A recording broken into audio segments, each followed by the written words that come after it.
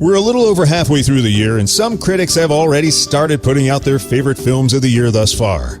I hardly recognized or cared to see any of the titles they listed. One film I did see that was on their best list was the strange sci-fi piece known as Ex Machina. I got curious and decided to see if this would ultimately end up on my own best movies list.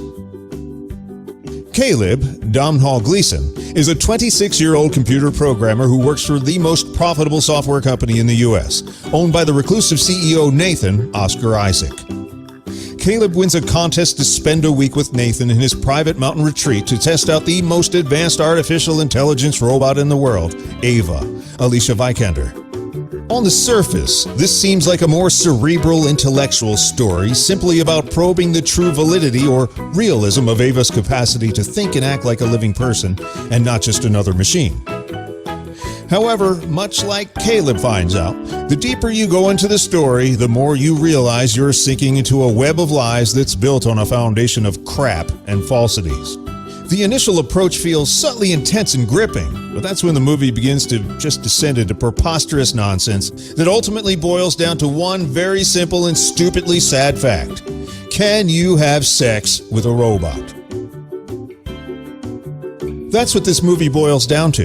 Everything you learn little by little just makes the characters more open to the idea of having sex with robots.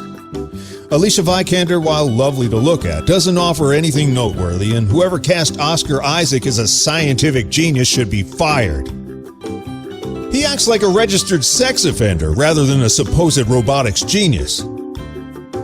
Isaac forcefully plays the obvious weirdo card half the movie, and the other half of it he just works out and drinks beer.